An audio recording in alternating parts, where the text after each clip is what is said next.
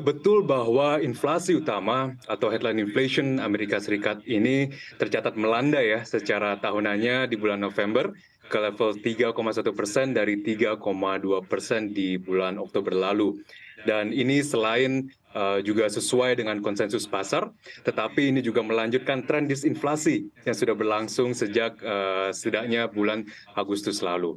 Dan jika kita gabungkan ini dengan data-data ekonomi Amerika Serikat lainnya, khususnya seperti data pasar tenaga kerja, seperti data upah non pertanian alias non farm payroll yang bisa dibilang sudah dalam fase cooling, maka tentu ini akan membatasi kebutuhan bagi The Fed untuk meningkatkan suku bunga acuannya, dan sebaliknya malah mungkin ini berpotensi akan lebih suportif terhadap antisipasi untuk bertahannya suku bunga di The Fed di level 5,25 hingga 5,50% saat ini. Dan jika kita melihat market pricing misalnya, Fed Funds Futures kini juga sudah menempatkan probabilitas sekitar 99% bagi The Fed untuk mempertahankan kebijakan suku bunga acuannya pada rapat FOMC malam ini. Sehingga saya kira fokus pasar pun mungkin akan lebih tertuju pada hints ataupun kisi-kisi dari press conference Ketua Fed Jerome Powell pasca pengumuman kebijakan suku bunga itu sendiri, khususnya terkait bagaimana arah suku bunga kebijakan ke depannya. Apakah dengan inflasi inti Amerika Serikat yang masih di 4%, kemudian tadi tenaga kerja Amerika Serikat juga masih panas, ini menunjukkan bahwa suku bunga acuan The Fed ini masih akan ditahan cukup tinggi dalam waktu yang lama atau higher for longer? Ya, betul sekali ya bahwa inflasi ini memang cenderung lebih sticky downwards, little bit sticky dibandingkan dengan inflasi umum atau headline inflation.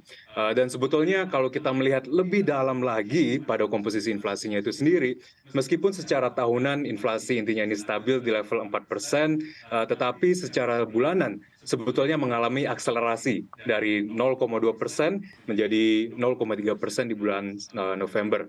Dan menjadi patut untuk kita perhatikan bersama, saya kira adalah komponen jasa yang cenderung lebih sticky saat ini, khususnya setelah mengalami disinflasi yang cukup signifikan dalam beberapa bulan sebelumnya. Komponen shelter atau sewa rumah misalnya, ini masih cukup tinggi di kisaran 0,4%, di mana kontribusinya ini sudah mencapai 70% dari kenaikan inflasi bulanan di bulan November kemarin. Tentu tingkat inflasi saat ini seperti yang dibilang barusan ini masih di atas 2% yang ditargetkan oleh The Fed. Tetapi seperti yang saya sampaikan tadi bahwa setidaknya tren disinflasi ini sudah berlangsung, dan ini seharusnya suportif terhadap antisipasi setidaknya bagi The Fed mempertahankan kebijakan suku bunga acuannya di level saat ini setidaknya dalam beberapa bulan mendatang, sekaligus menanti data-data lainnya. Seperti apa data-datanya? Saya kira seperti yang kita sebutkan tadi, misalnya khususnya data inflasi di Amerika Serikat, data pasar tenaga kerja, dan juga data-data ekonomi lainnya. Oke, dengan adanya ekspektasi bahwa The Fed akan lebih cooling down, seperti apa proyeksi Anda terkait dengan terminal rate sehingga The Fed ini akan melakukan pivoting di tahun depan? Ya, saya kira yang menarik untuk kita perhatikan adalah terdapat perubahan ekspektasi terhadap arah suku bunga yang cukup signifikan ini dalam beberapa bulan terakhir. Dimulai dari higher for longer, setelah itu sedikit ada modifikasi menjadi high for longer, dan sekarang lebih ke seberapa besar pemotongan suku bunga akan terjadi di tahun depan, yang secara tidak langsung mengindikasikan bahwa mungkin sudah tercapainya terminal rate. Dan memang terdapat beberapa kondisi yang memungkinkan saya rasa perubahan narasi ini.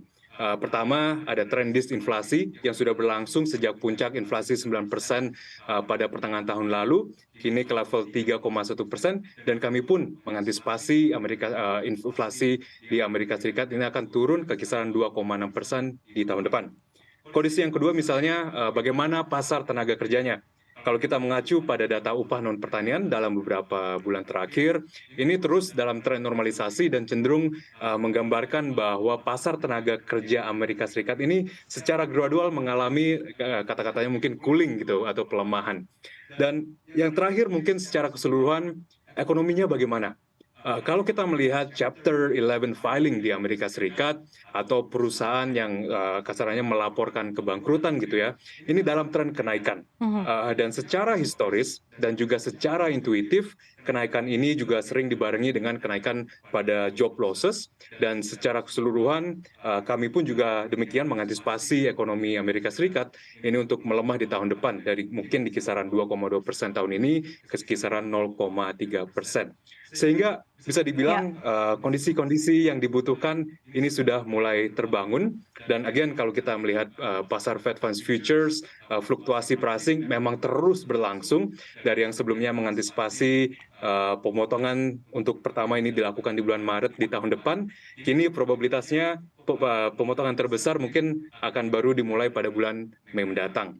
Bagi kami mengantisipasi pemotongan pertama oleh The Fed ini akan dimulai pada kuartal kedua tahun depan sebesar 25 basis point, yang baru mungkin akan diikuti dengan pemotongan kumulatif mencapai 75 basis point di 2 kuartal berikutnya. Oke, ada proyeksi pemangkasan suku bunga acuan dimulai Mei 2024 sebesar 25 basis point. Pak Enver di tengah juga mempertimbangkan spread antara suku bunga Bank Indonesia dan The Fed yang semakin kian menipis, bagaimana dampaknya bagi ekonomi dan juga pasar keuangan tanah air? Baik, mungkin yang pertama mengenai Fed decision malam ini. Yang pertama saya kira mood pasar adalah masih cukup wait and see, karena meskipun suku bunga ini sudah hampir diantisipasi untuk tidak berubah malam ini, tetapi saya kira pasar masih menantikan dua hal utama. Yang pertama adalah bagaimana arahan Jerome Powell dalam konferensi persnya nanti malam. Ini bisa menjadi waktu saya kira di mana Powell antara memberikan sinyal pivot yang cukup clear, yang cukup jelas, atau malah sebaliknya membatasi ekspektasi pemotongan suku bunga oleh pasar yang sudah cukup agresif dalam beberapa bulan terakhir ini. Dan yang kedua seperti rilis summary of economic projections terbaru The Fed nanti, ini saya kira juga akan dinantikan pasar, karena kalau kita ingat pada summary of economic projections terakhir dari bulan September lalu, The Fed hanya mengantisipasi suku bunga turun ke level 5,1% di akhir tahun depan, yang mengindikasikan bahwa mereka hanya mengantisipasi 25 basis point cut di tahun depan. Dan tentunya again ini sangat berbeda dengan pasar yang kini sudah mengantisipasi pemotongan hingga 100 basis point cut untuk tahun depan. Sehingga saya rasa perbedaan ekspektasi ini patut kita perhatikan khususnya pada FOMC nanti malam. Dan kira-kira menuju pasar domestik bagaimana? Yang pertama tentunya dengan inflasi turun, seperti yang kita bahas barusan, ekspektasi terhadap suku bunga ini juga sudah turun, dan dampaknya kita lihat juga imbal hasil di pasar obligasi Amerika Serikat maupun yang 10 tahun ataupun 2 tahun ini juga masing-masing turun. Dan tentunya ini menjadi angin segar bagi rupiah yang sudah mengalami penguatan yang cukup signifikan mencapai 2% seingat saya sejak FOMC November lalu.